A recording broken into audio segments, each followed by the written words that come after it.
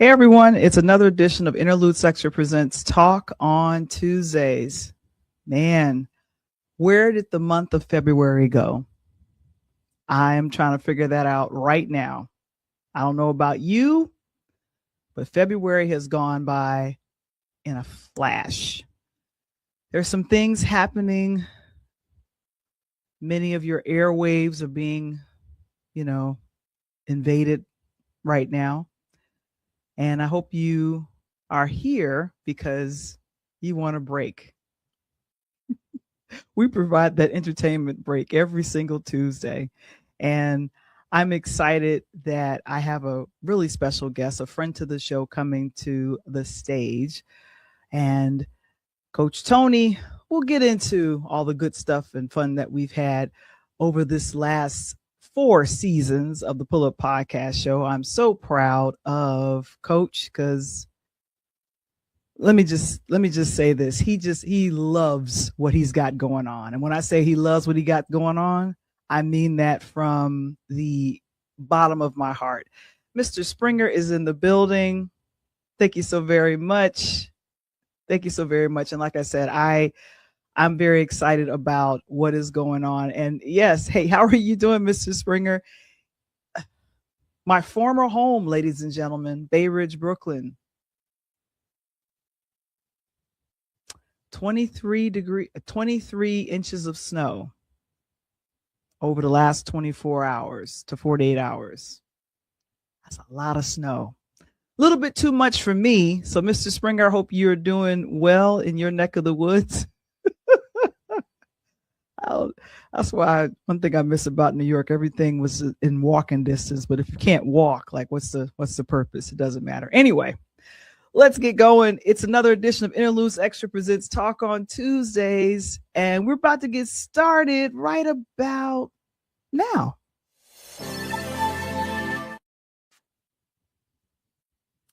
We'll get started again right about now.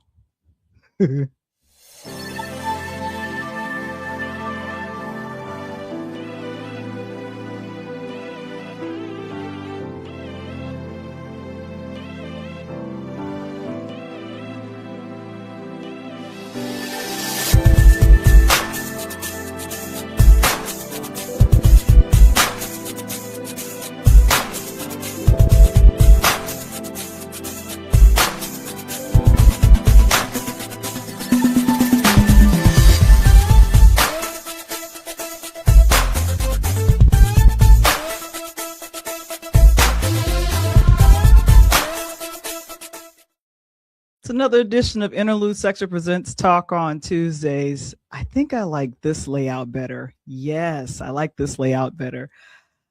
Man, we're excited to have you here. And of course, a DJ saved my life. It is the book. I'm so excited. The book about myself, saving myself during the pandemic, becoming a virtual DJ and a podcaster. If you want to find out the ABCs of starting your own podcast, you should check out the book. I got 10 copies left. We've been selling out, which has been great. And I appreciate all of you all. PureLighthouseMedia.com. You can go ahead and order it and you can get your signed copy. As soon as I sell out, it's going to Amazon because we're going to keep things moving. Thank you so much, Mr. Springer. Appreciate that. And I always have to mention this: to become a sponsor, book time with me. And that you can also do that at PureLighthouseMedia.com. And then also Patreon. We just did a marathon yesterday of the show, the Pull Up Podcast Show. And I think I recorded maybe about 30 minutes after the show. A lot of those things that happen after the show, before the show, my prep planning, that all happens over there on Patreon.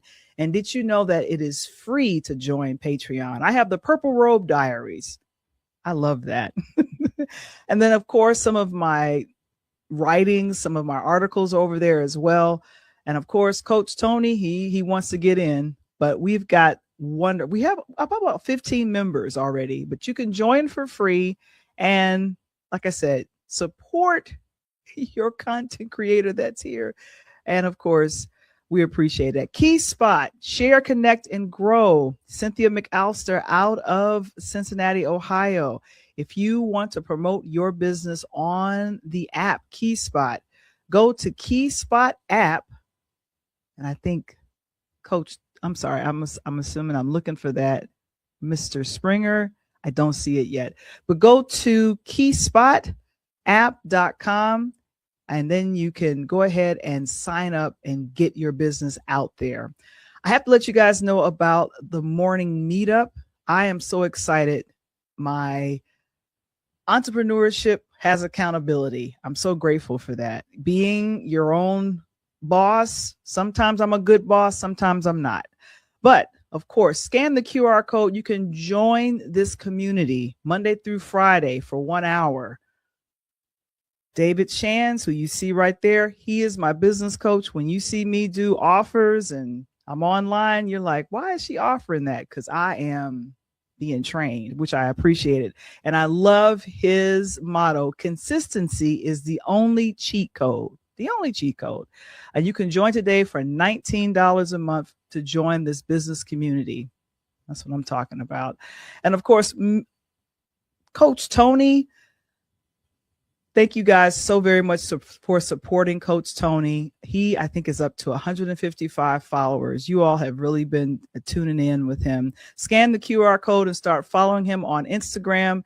Your girl right here is the social media manager of that page.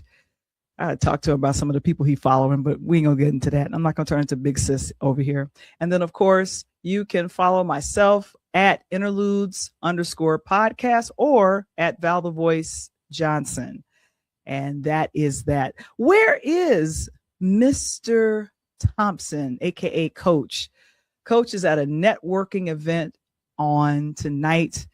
We talked about it. I said, Coach, you need to get the word out about your show. We're going to be starting his 5th season of the Pull Up Podcast Show in March. We're so excited about that. And I told him, let's take a break, and which means he comes back in 2 weeks. He was like, we can't take off the whole month. It's March Madness. I said, we'll come back in the middle of the month. So Coach will be back on his live show for the Pull Up Podcast Show on March 16th, Monday. And so I said, let's book you some guests. And let me get a little bit of a break, not too much. And thank you so much for that, Mr. Springer. Welcome to episode 523 for Talk on Tuesdays. I appreciate that. It's Black History Month, ladies and gentlemen, and I wanted to let you guys know, well, not about the NAACP awards. We'll get to that. Do you know who Opal Lee is? She is, and she has been tagged as the grandmother of Juneteenth. My guest knows all about Opal Lee and all of the things that she's done to help. I want to call it, she's an American retired teacher, and she's done a lot to help push forward the holiday of Juneteenth. In fact, the big thing that happened back in 2021, Juneteenth became a federal holiday because of her pushing. And yeah, on June 17th, 2021, former President Joe Biden signed the Senate Bill 475, making Juneteenth the 11th federal holiday. So we have a federal holiday because of Opal Lee. I think she is still here with us, 99 years young. So we are so appreciative of Opal Lee. And lastly, I want to let you guys know about the NAACP Image Awards. It is this Saturday. Next Tuesday, we'll be covering it. So I want to let you guys know there are NAACP Image Award shows that are happening virtually every day this week. It did a lot of literary awards yesterday. And they're going to be doing technical and sound and all the rest of that type of stuff, because there's a lot of awards that happen. But of course, the biggest awards are going to be happening on this coming Saturday, and it's airing on BET and CBS, 8 p.m. Eastern, 7 p.m. Central. I hope you guys go ahead and get a chance to check that out. And if you're in the building, go ahead and give me a shout online. Now, I'm gonna make sure that I can swing to Instagram, because I know a lot of you guys are streaming in from Instagram as well as Twitter. So we're doing our thing. I have to let you all know who is coming to the stage. And I want to say a couple of years ago, I got a chance to see a play called 1619, The Journey of a People. And one of my friends from church, from all places, was like, "You've got to meet Ted. You got to meet Ted. Really talented. You gotta see this play." And I was like, "Okay." And I'm from Chicago, but I've been in New York for a long time. I was just so happy to know that there are people here. There are thespians in Chicago, ladies and gentlemen. They're not all on the coast, the West and the East Coast. They are here. And of course, I checked out the play and was blown away. Blown away. One thing I want to make sure I do and show is the play, what people have said about the play. Let me go ahead and play this for you guys, and then I'm gonna go ahead and bring on Ted, because like I said, he's a friend to the show. He has been here. He has been on our podcast, the Interludes podcast, when I was doing this with Michael Womble. But I said, come and help us close out our Black History Month with some great things. But let me go ahead and share this about 1619, the musical. I'll make sure the sound is up. Here you go. I really like the way they brought each of the parts of African Americanism into form. So from the beginning to today, I really like how they collaborated all of the generations. I like the way they transitioned into, I'll say, my lifetime. No matter how successful you get, you never forget where you come from and know who you are, So that really stuck with me, I like the message of that. One of the things that really got to me is when they mentioned Marquette Park, because that's like a 10-minute walk from where I live. So just knowing that there's so much history so close to me, and a lot of the people in my community aren't even aware of that. This is like, oh my God, I didn't know all these things that were going on. So I feel like it was very educational while being entertaining. All right, guys. Actor, professor, author, and activist. I want to say that he has been inspiring not only his students, but audiences from all around the country and all around the world. He wrote the play 1619, The Journey of a People, and he continues to lecture and tour and engage audiences. Ladies and gentlemen, I want to introduce to some and present to others Dr. Ted Williams III. Hello, my friend. How are you? I'm doing good. How you doing? I'm fantastic. It is good to be here. I got to say on a personal note, just so that you know, yes, I'm a thespian here in Chicago. I'm a Chicagoan through and through and love my city. But you must understand that your part of the country is an essential part of my artistic journey, because I lived in New Jersey for close to 4 years, 45 minutes outside of Manhattan. I had my spiritual conversion at that time there, and really got into my spiritual walk while I was there, and would sneak away from class that I was supposed to be at Rutgers to go to shows in the city. And so we go down to Manhattan, and we were there all the time. And so please understand, so we are very connected. It is my favorite place to go when I'm leaving my city. My wife will tell you my favorite place in the world to go is to take that little 2-hour flight out to LaGuardia, and then I hop off and I just walk around the city all day, and go. I ride up to Harlem, and I go and eat at places like Sylvia's, and I just enjoy the city, the energy, the artistry, the diversity. It is life-giving for me. My wife will tell you that if I don't make it there once or twice a year, I start twitching and I don't feel right. So Chicago is home, but my artistry is partially born in your part of the world as well. Yeah. And you know what I have to say, and I was in Brooklyn for 18 years and was converted in Brooklyn as well. So I know that's that's probably what we initially bonded over, because when you came on initially with myself and my former co-host, I think it was just kind of that meeting of the minds, but it was that complimentary of, I love expressing myself through the arts. And that's kind of, I'm a filmmaker, but to me, in my mind, there's a lot happening. You write, you produce, you act, like there's a whole journey. And ladies and gentlemen, Ted was busy this month. When I say he was busy, let me put up the put up the list. What was he doing this? I got the list. Oh, you got the list. Go down the list. There. Oh my God. Yeah, the beginning of the month, February 1st. Yeah. All the way to the 27th. Yeah, actually, you know what? I have had a couple things added this week since that. So we're going to the 28th. We'll be at DuSable on the 28th. We'll be at the Village of Markham's Black History Celebration after that on the 28th in the afternoon. We have just had a wonderfully full Black History Month. I'm going to sleep for a week on March the 1st. I think that's Sunday. You can sleep good on Sunday. Girl, yes. I tell people all the time, I'm like, yo, you guys could do your Black History Month in March or April. You could do activities.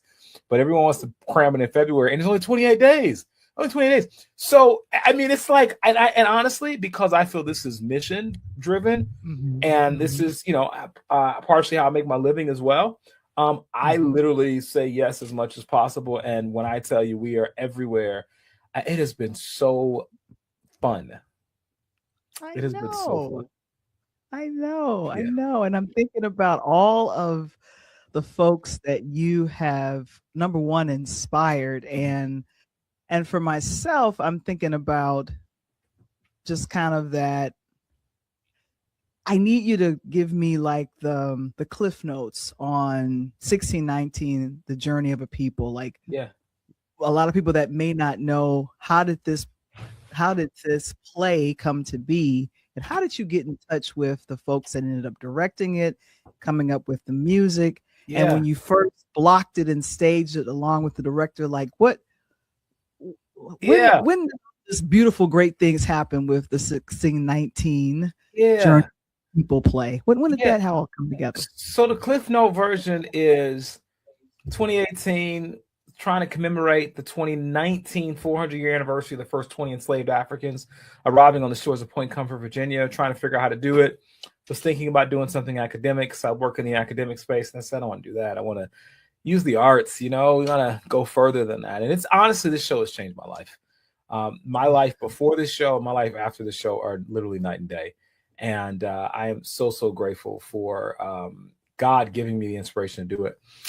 So now, to be fair, I had been workshopping the ideas for a few years. I had done another big musical called Torn, spiritual production that I had written some years ago. And, it was kind of ending its shelf life for me. I'd done it so much. I needed something else. And I had been workshopping this sort of Black history piece as I was going and doing community events and speaking and teaching, that sort of thing. And the piece just kind of came together. I as an artist, there's no perfection. We've been doing the show for 6 years. I'm still creating stuff. I was creating something today. I was like, oh, we got to change this scene and do that.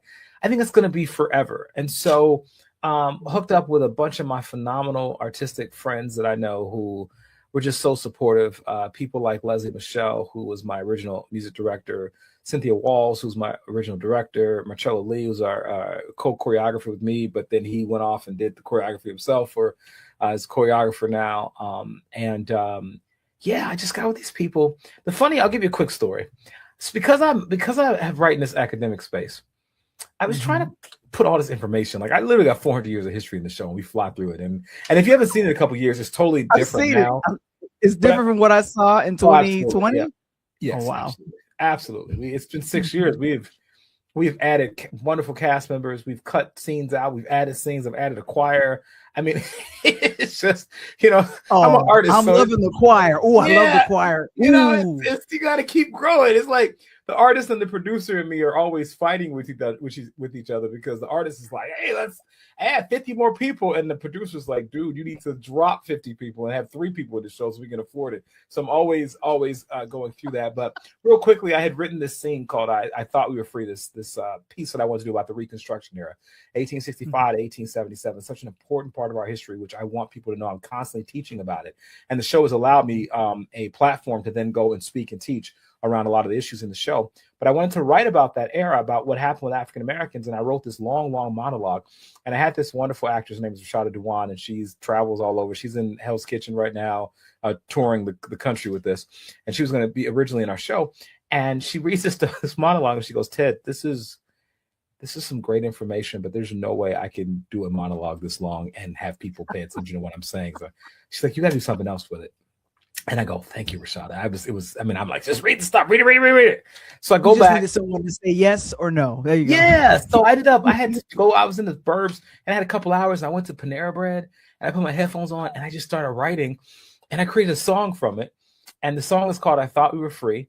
And it is a satirical look at American history from the lens of this character. Her name is Katrina, but Hurricane Katrina is her name in the play. The actress who plays her now originally was Monique Whittington. Currently, Shannon Stiles plays her, and they both did a phenomenal job. But it's a comedic song saying, "Hey, America, you lied to me." Like a woman scorned, like a woman who was waiting for her husband to come home and do the things that he promised to do. This was our relationship with America, and so I realized that it was important in the show to put comedy, to put music, to put dance, so that as we were hitting people with this information, we were uplifting them as well. And I've done this. I mean, I just did this in Bloomington 2 days ago. Sometimes people hire our whole show. Sometimes they hire me by myself, and I'll do like a performance piece. Sometimes I hire, 1 or 2 people. And when I tell you, even just doing sort of lecture with a few pieces from the show, I had a predominantly Caucasian audience the last 2 times I've done this. One was the North Dakota State University. The other was at ISU. We were just at the College of Lake County last week. That's from that. And man, I tell you, people are just, I'm humbled, honestly. I really am. I'm really humbled because people are just receptive. And a lot of the people that are receptive do not look like you and I. Which is excellent. I mean, I have to kind of just like shout that out. When I was doing a deep dive, number one, on your profile, and then seeing the response from people, like when I found this photo, you put this up, and I was thinking that the vast majority of the people that's in the audience don't look like me. And I guess, I'm assuming, how do you react? I don't know, Val. It's like, I don't even know how to respond. Sometimes, like, I mean, people who are not African, they come to the show, they're always there, always. And they're in the front row, and they're snapping and humming, and they're excited. And I'm like, this is amazing. And I think what it is theater is a safe place. It is. To engage with these issues. And I'm like, I never expected this, by the way. I didn't know who we were writing this for. But when I tell you, I dare say thousands of Euro-Americans is what I call them, have been to see our shows and have talked to me and thanked me and said, we got to do better. This is not a show for me. This is a movement. And I will give my last breath to making sure that we continue this work. Yeah. And I see Kevin's got a question. What compelled you to tell the story of 1619 through a musical theme, and why is that year so critical? You kind of answered that second half, but just I'll reiterate it just because I'm a teacher. And I know sometimes as I'm sharing things, I'll reiterate it and put it in a different way too, so that it's clear. So first of all, thank you so much for the question, Kevin. I really appreciate it. Paul Robeson, who I hope we get to talk about today, because he's a real hero of mine, we will, said that artists are the gatekeepers of truth. They are civilization's radical voice. That in a time post the Trump era, really, and I hate to bring him up. I know he's speaking right now at the State of the Union. I really want to go watch this. But post sort of 2016, many of us were trying to figure out, how do we continue to express ourselves and make statements. I've written 2 books and I've written a bunch of articles and things like that, but I needed to do more. I needed to get it out to more people. I needed a platform where I could say things and teach and express. And I think musical theater was a great way to do that. I could say a lot of stuff at the show, and people, they paid for tickets, so they kind of stay for the most part. It's Everything. like, you know what I mean? I throw a lot of stuff in there. I mean, I throw a lot of my political leanings in there, my statements about society. I throw pieces of my faith in there. And, it's like, hey, I mean, you pay for the show, you're here. Hopefully I've not had really many complaints. There's one piece that I'll tell you that people actually have talked to me about. And I'll explain that one in a second. But 1619, August 20th, 1619, 20 enslaved Africans arrived on the shores of Point Comfort, Virginia, on a Dutch ship called the White Lion. It was symbolically the beginning of the African-American journey in the country. We know, however, there are records of African Americans being on the soil prior to this. The majority of the enslaved went to Brazil and the Caribbean. So there's a lot there that in history tells the story in a more full way. But we celebrate the date, August 20th, 1619, as the beginning of our journey, the journey of the people. And that's why the show is named what it is. Excellent. And like I said, I think I feel like it's very inspiring when you are able to write something, because I think about this as a writer. You have no idea how people are going to respond to what you have on the written page, or what you and your actors and directors have kind of workshopped. Yes. You just said, I have started, I switched some things out. There's a choir. Okay. We got rid of that. We added 50 people. We got rid of 40 people. Like it's a constant work in progress. And I think it's because of the independent voice that you have. Mm-hmm.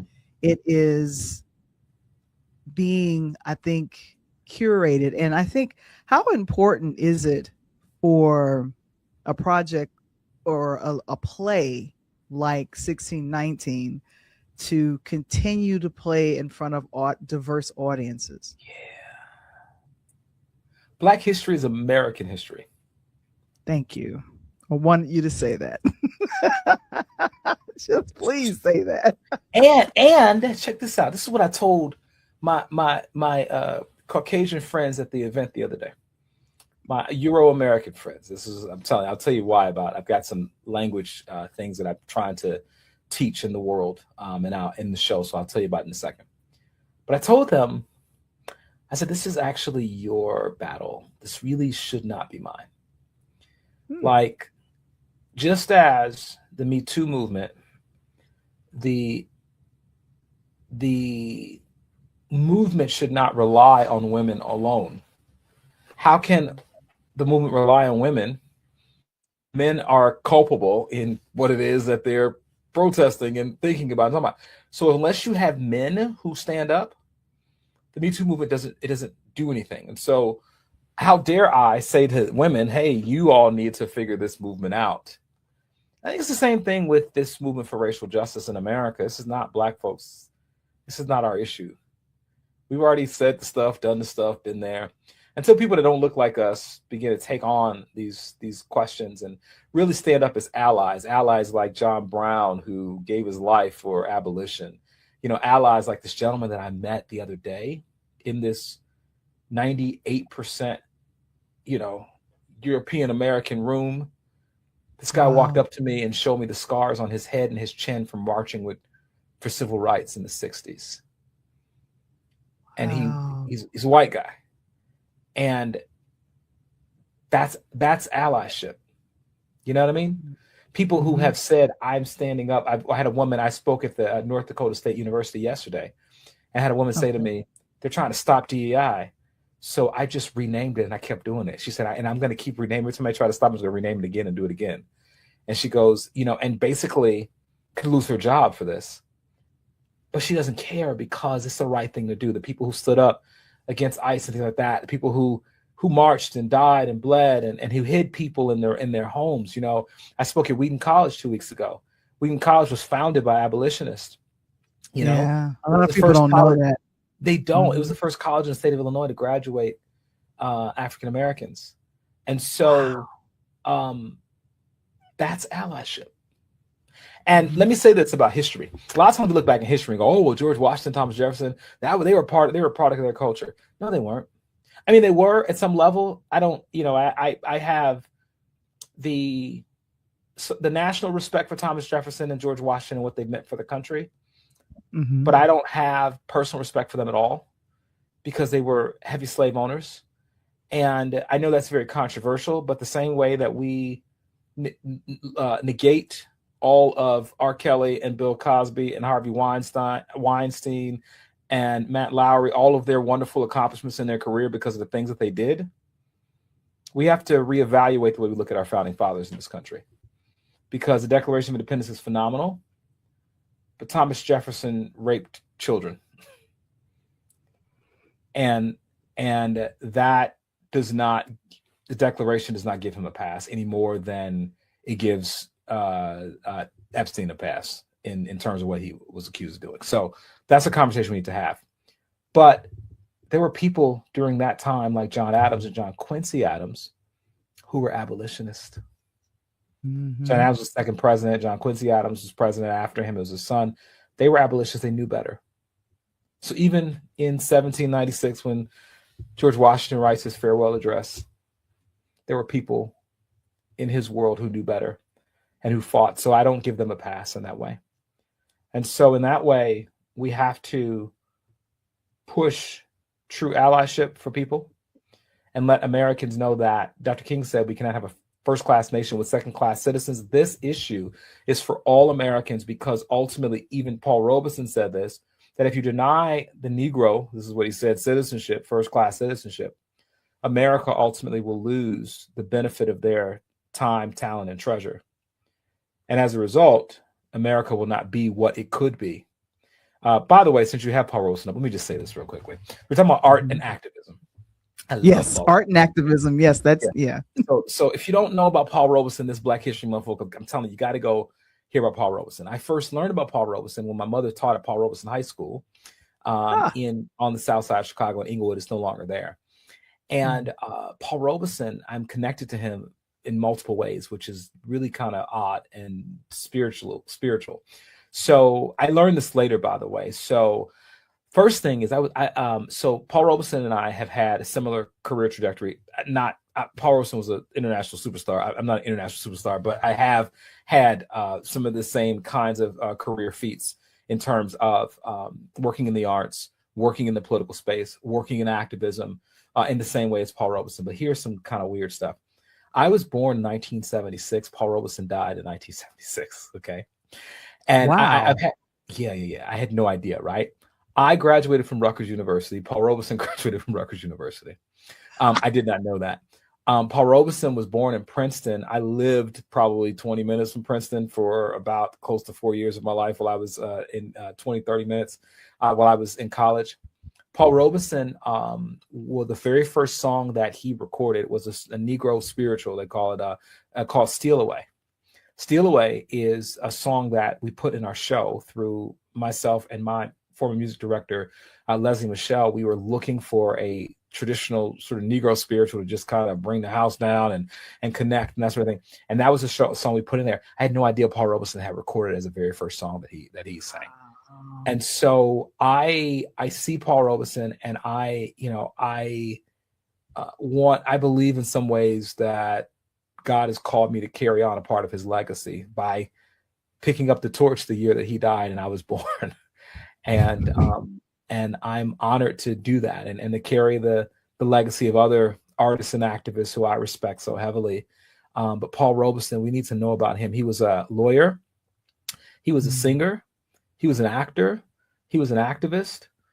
He was an international star who lost his ability to travel and make money because of his connection with the Soviet Union and the Communist Party and his support for the principles of equality that were laid out in this, and his connection with the oppressed classes of working people all across the world. He was a union man as well, and he would sing all over the world in support of union activities. He met with President Truman about the issues of the African American community. He was highly unapologetic about his support for the rights of African Americans in this country and his connection with the African diaspora. He went to meet with President Truman and said to him, if you do not protect African Americans in this country, African Americans will be forced to be armed and protect themselves. Truman stopped the meeting and essentially kicked him out the White House. Whoa. Little Malcolm X. No, let me stop. Yeah. You know what I mean? And he, as an artist who took a stand, paid the ultimate price, lost his career. And how many more artists or entertainers have we seen in that space? We haven't seen many artists, by the way, do that. We've seen some athletes do that recently. I have a tribute to Colin Kaepernick in my show because I think we have to continue to speak his name, because his name is important, because he stood up for people who could not stand up for themselves, and he lost his job as a result. He lost his livelihood. He made millions of dollars each year. And because he decided to take a knee, which, by the way, was a respectful position, he had been sitting at first. He contacted a member of the military, and they said that you should take a knee out of respect to make your protest. The guy who would disagree with him at first, and they sat down with one another. And he goes, I don't like you sitting down, this and that. And he goes, well, what can I do to be respectful? He says, take a knee. And that will show some level of respect, but also protest. And you know what happened to Colin Kaepernick. And so I believe that we have to be people when we talk about social justice who are willing to risk it all if we have to. And that's the message I told some of the Euro Americans the other night, that you got to be willing to possibly lose your job and lose your livelihood and stand up because people are not going to like it. And I know that's hard. I know it's hard. Yeah. But one of my other heroes is Dr. King. And when you look at what they did during the civil rights era, Medgar Evers, Malcolm X, SCLC, Andrew Young, Ralph Abernathy, what they did, Rosa Parks, Fannie Lou Hamer, what they did was not easy. Progress does not come easily, but it can come by people who are committed. Margaret Mead said, don't ever doubt that a thoughtful, small group of committed people can change the world. Ultimately, it's the only thing that ever has. Yeah.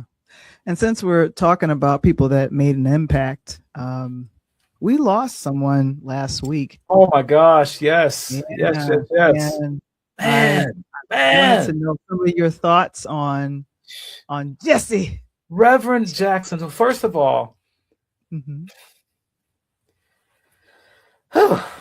yeah, there you go. It's a lot. It's a lot. So I've had the great privilege of spending a lot of time in Operation Push in my years here in Chicago. I've appeared on Reverend Jackson's TV show multiple times. I work on his son's radio show consistently. I've met with his other two sons, volunteered there, and I've gotten to have a first-hand look at the work that he has done. The one thing about Reverend Jackson that I think people need to know, he never stopped moving, ever. I have a video of him when we were working with some kids a couple years ago, and I don't want to share it because I've not shared it on social media because, he's in poor health. And so he's stumbling a little bit and they have to sit him down and that kind of, I don't know that I would want someone to share that of me, as proud as he was. I don't know that I want someone. So I have it. But when I tell you, he had a room full of kids, I was right there. And he couldn't hardly stand up. And they had to sit him down in the chair. And he is preaching, keep hope alive. I am somebody. You and he had these kids chanting. And it was so beautiful. So beautiful. Yeah. He never stopped. I read somewhere that they went to visit him in the hospital right before he passed away. Yeah, they gave me the opportunity on this picture to interview him in Marquette Park, where Dr. King and they marched. in the 60s. And Dr. King said after marching through Marquette Park, which I live 10 minutes from Marquette Park right now, not even 10 minutes, probably about 8 minutes. He said that he had been all across the South, but he had never seen mobs as hostile and as hateful as he's seen in Chicago. This was what he saw. And so we were there, myself, Alderman Will Hall, as two kind of young guns running behind Reverend Jackson, interviewing him. Thank you to Reverend Jeanette Wilson for picking us to do that. And we got to spend the whole day with him, asking him questions about walking as we walked through Marquette Park. It was a phenomenal experience. I don't know where the video is. It's somewhere in the archives of Push somewhere. But it was such a great experience. I got to spend time with him and just and connect with him. Hey, Miss Mary Mosley. I see my auntie is watching, and I love her dearly very much. I see her. But I just was so moved by that. And Reverend Jackson, his legacy will carry on. Those children that he has, phenomenal work in the community, phenomenal work. I have watched and studied him for years. Before I ever met him, I read his book. I'm looking at it right now. It's on my shelf. It's called Legal Lynching. It's a phenomenal book. I recommend it highly. I found it in Hawaii when I was a sophomore in college, and I read it, and it was transformative. And what he said is that his faith caused him to engage in the work of social justice, to move from just giving a man a fish or a handout to figuring out why this man was poor, why was this community poor, why was this nation poor, and what could he do locally, nationally, internationally to impact the world.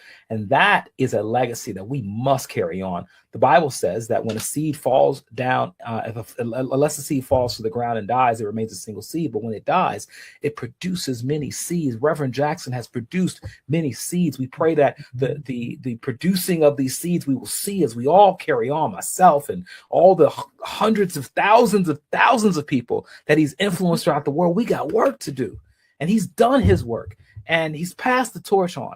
And shame on us if we don't continue and carry on what he has done. He literally is the bridge between Dr. King and Barack Obama, not only through the spiritual piece and the civil rights piece, but even changing the way that the Democratic Party picked its candidate so that Barack Obama could actually run. So I could talk about him forever. I'm going to stop, but I just want to say this is a week that we should be honoring him, particularly with his Chicago legacy and connection.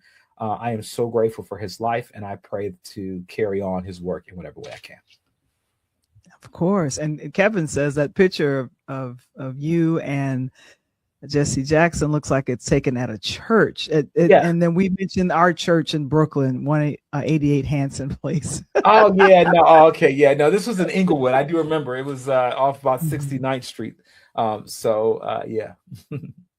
It does look like awesome. That. And but I'm telling you, man, when I tell you, you got to understand, if we can get out to Brooklyn, Valerie, I'm telling you, I have a spirit.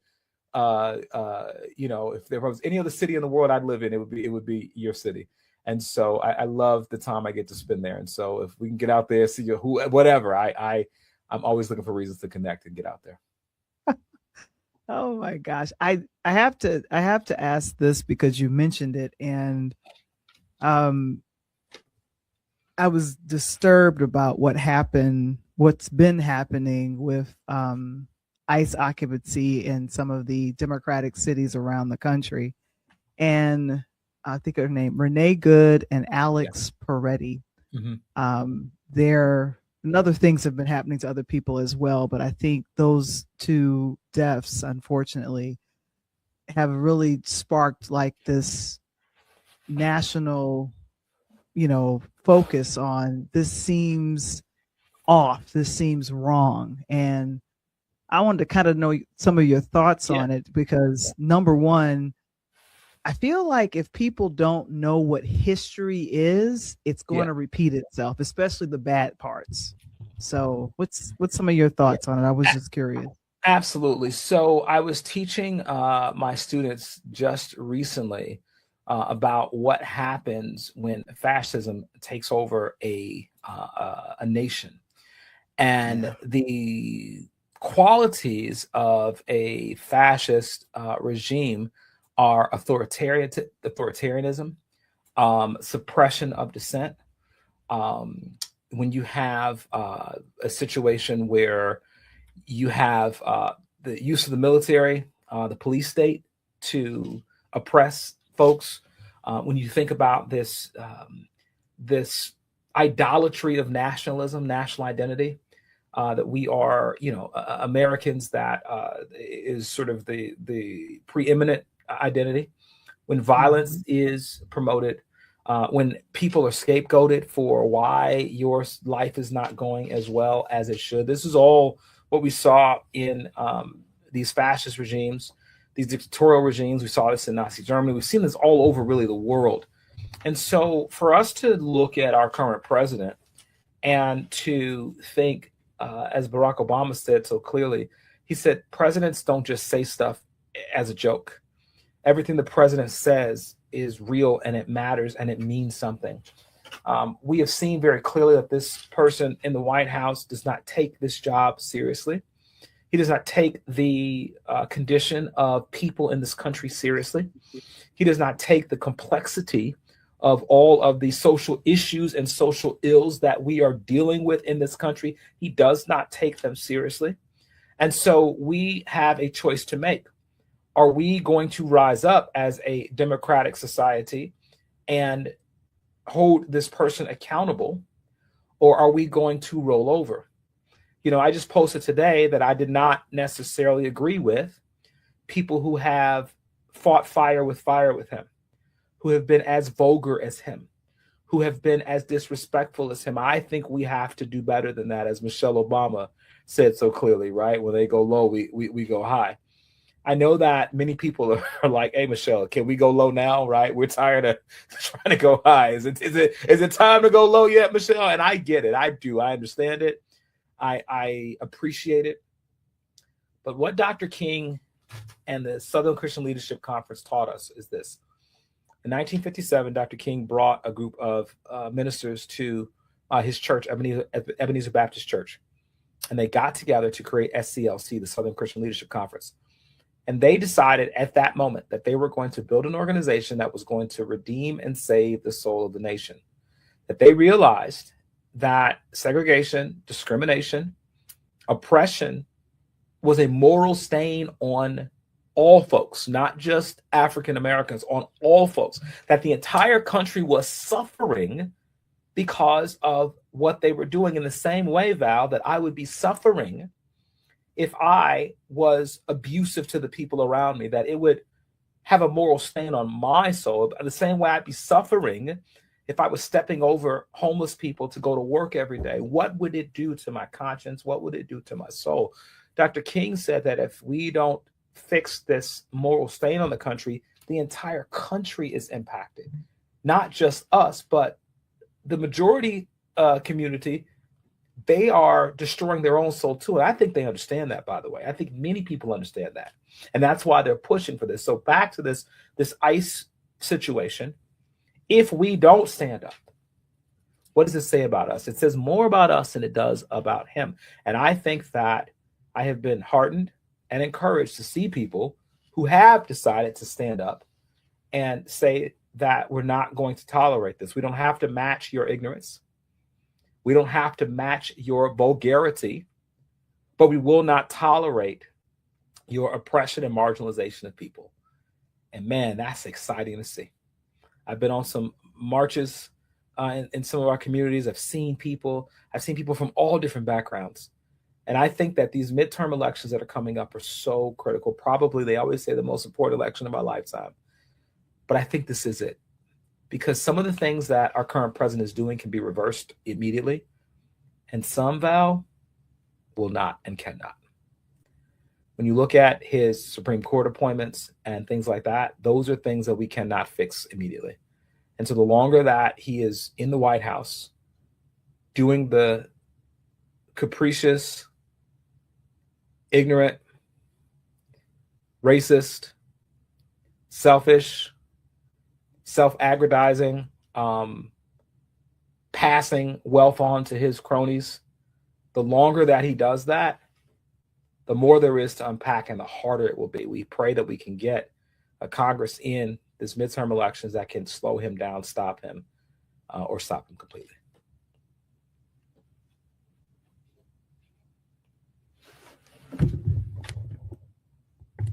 I see some questions that have come. That's me. I don't know what happened. It muted, but saw some questions that have come. But oh boy, the 19th Amendment. I have been looking at a lot of folks online, especially either Instagram and Twitter and some other places, and folks are saying that it's about to come down where the administration is asking for Google, Reddit, Instagram, Facebook to provide names and phone numbers and other identifying information of content creators that criticize openly ICE.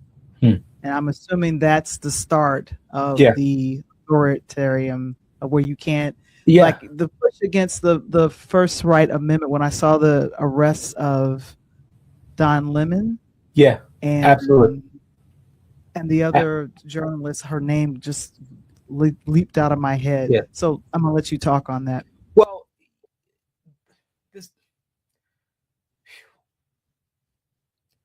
this is un-American. Hmm. And I use that loosely because a lot of stuff the government has done is un-American, and some things are American that are not good. So that's a whole conversation, right? But for the sake of the time and the argument, we have in the First Amendment a right to the freedom of speech. We have 5 rights in the First Amendment: the right to religion, assembly, press, petition, and speech. And with that, when we lose that, we don't have a viable country.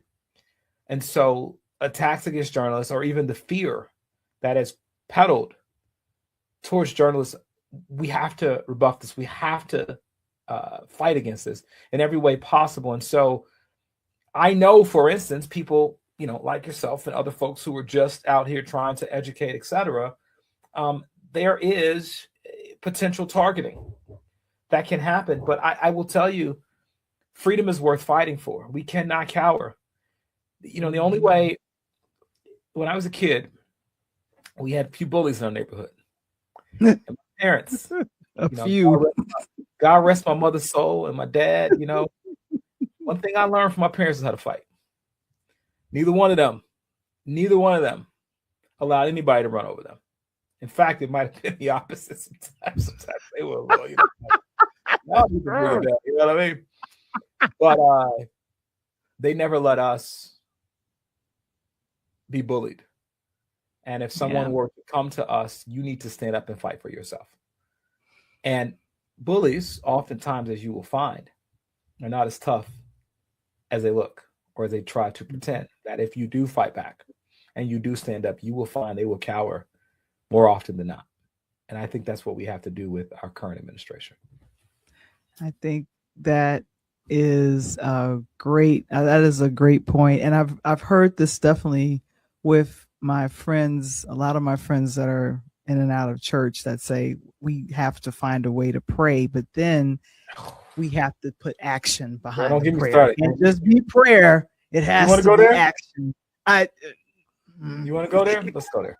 Let's go there, sister. Let's do it. Let's do it. The church has a moral obligation to. Now, I'm gonna butcher this Dr. King quote, because he said it's not a thermostat to tell the temperature, but a thermometer to change the temperature. I think either one of those. Somebody correct me. I forget which one of those it was, but essentially, I think that might be actually right the way I said it. But what Dr. King essentially said was that the church should not be checking the temperature of the society, but it should be changing it. And so the civil rights movement would not have happened without the church. The abolitionist movement would not have happened without the church. The 19th Amendment that gave women the right to vote would not have happened without the church, because the 18th Amendment that was prohibition, that ended the sale of alcohol in America, was organized by the church, women in the church, and then they just moved from that 18th to the 19th immediately right after that and gave themselves the right to vote. So our faith is very clear for those who are in the Judeo-Christian perspective, but those who are in the Islamic perspective as well have a very clear faith about charity, a very clear faith about the marginalized, a very clear faith about the oppressed. Jesus said very clearly that whatever we do to the least of these, we've done to him. They asked, when did we see you sick? When did we see you in prison? When did we see you hungry? And he said very clearly, this is who, when you serve me, you are when you serve them, you are serving me. And so I have for many years, Val, wrestled with this question in the church. And I have been on a long journey. I went to seminary for that reason. I have studied all over the place. I've worked with organizations across the country. Namely, and I'm super proud of this work, there's an organization in DC called the Center for Public Justice and the Association for Public Justice, who I've worked with for many years, who helped to ground me in the theology and ideology of Christian justice. And I will tell you so clearly that I am so convinced that it is sinful for people who call themselves of faith and believers to take a apathetic stance on the issues that are harming people every single day. When you think about what the scriptures teach about the refugees in our land, what they teach about those who do not have and how we ought to treat them. I spoke at Wheaton Chapel and I spoke at a church in Hyde Park, St. Paul and the Redeemer, just last week. And I taught from Luke chapter 19 that talked about Zacchaeus. And Jesus and Zacchaeus, I would encourage you guys, for those who are interested in this question of faith, to go look at this story. But Zacchaeus real quickly comes to find out how he can be right with Christ. And Jesus talks about coming to seek and save those who are lost. And Zacchaeus said that if I have wronged anyone, I will pay back 4 times what I've wronged, and I will give you half of my possessions. What he laid out was not only what biblically is called godly sorrow, what eagerness, what earnestness, what longing, what readiness to see justice done, a real desire to see change.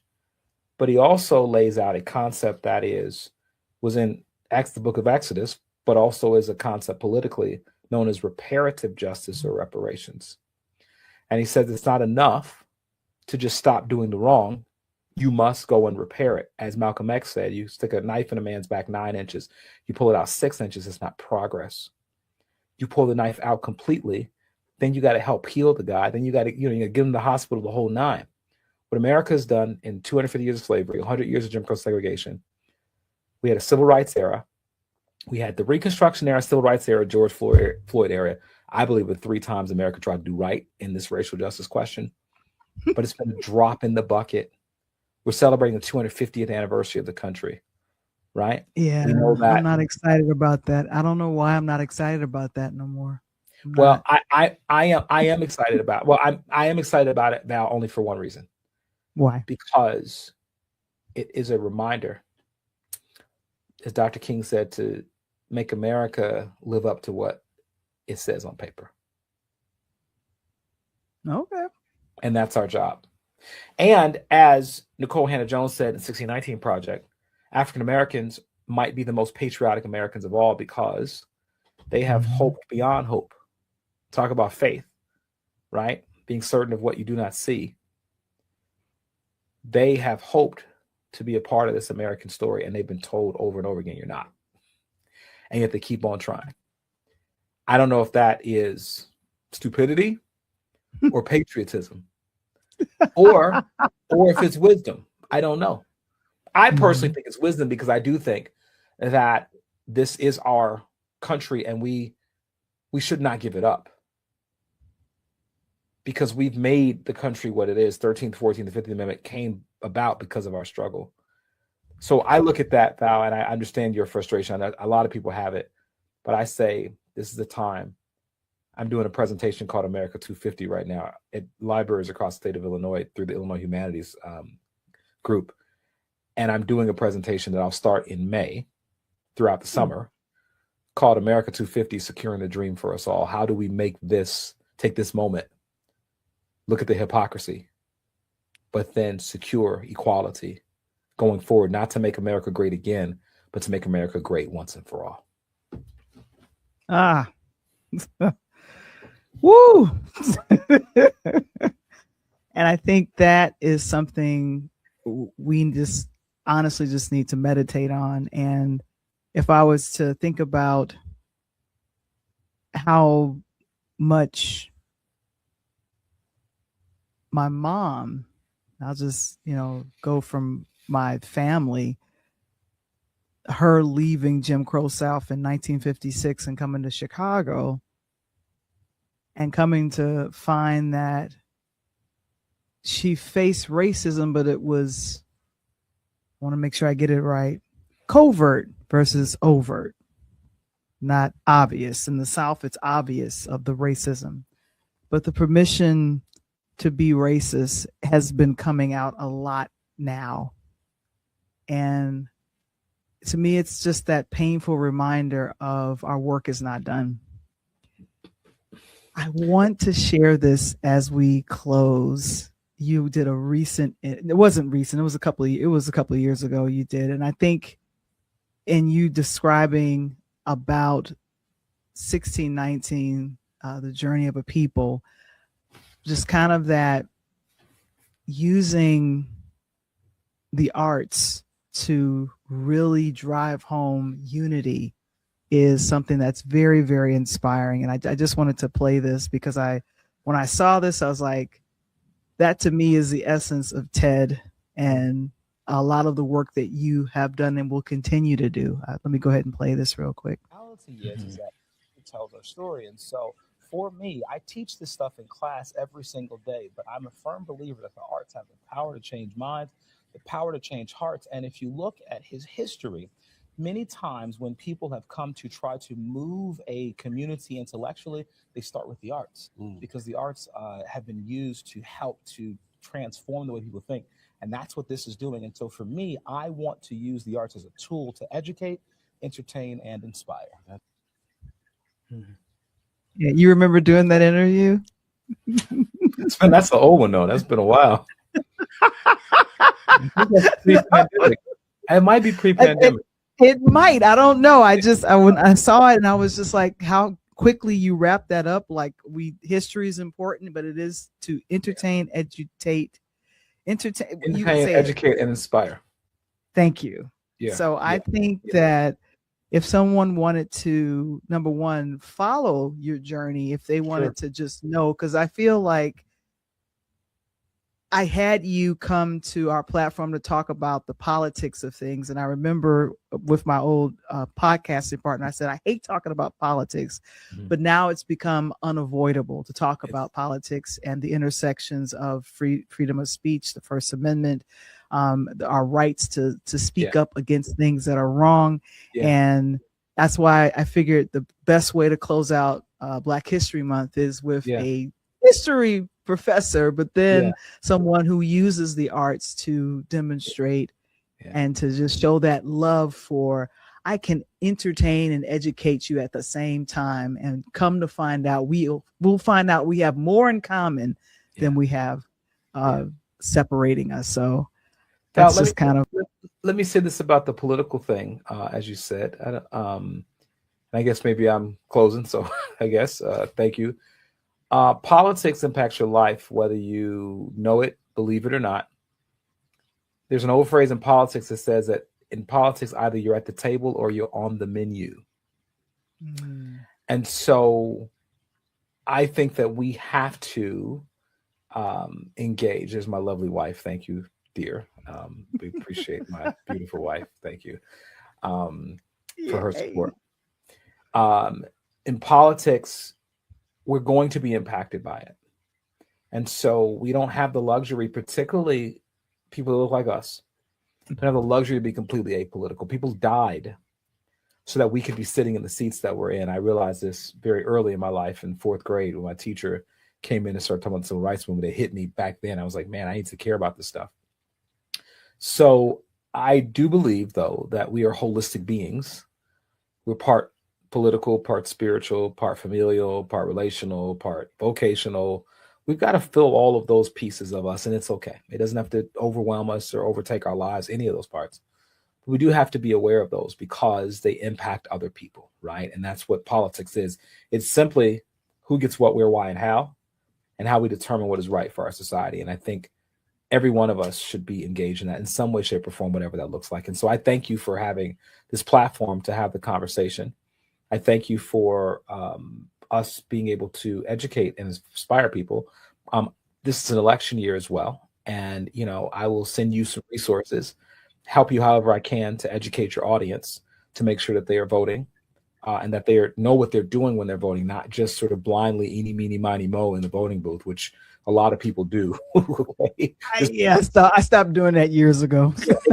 It's hard, and I get it. And it's not just the people. I don't know if you realize this or not. More people vote for the American Idol competition than in the presidential elections. Which is terrible. That it should not be like that. So I'm thinking that I definitely need to have you back, and definitely we could continue to have those conversations. I'm gonna do this. Is it okay for me to share your website? Absolutely. That's strictly about you. You can scan the QR code and learn all about what Ted Williams III is up to, where you'll see 1619 next, and then of course just kind of the phenomenal actor that he is, because there's many levels to Ted. But I think on the side of being not number one, an activist, but also an actor, but then also an educator and someone that has inspired me for years, especially since I've been back in Chicago. So I want to say, Ted, thank you so very much for coming back. Oh, thank you. Coming on back and checking us out, because I've been around here doing this podcasting thing for a minute. You have, and I'm going to say you inspire me because you kept it going, sister. I mean, I've done some of this stuff too, and it's hard to keep it going and to continue to find new ways to grow with it and things. So kudos to you for what you're doing, and I will pray for your work because it's important work, and it's a calling that you have. And so thank you for what you're doing as well. Thank you. I appreciate you so very much. But Ted, thank you so much for joining us on another edition of Interludes Extra Presents Talk on Tuesdays. We'll talk a little bit afterwards, because I know the missus is probably like, okay, you need to come on and take care of the situations. But next week, Women's History Month, we'll be back. Myself and Coach Tony, but on behalf of Coach Tony and Val the Voice Johnson, we're going to do this together. Me and you, Ted. Peace. Peace. Peace.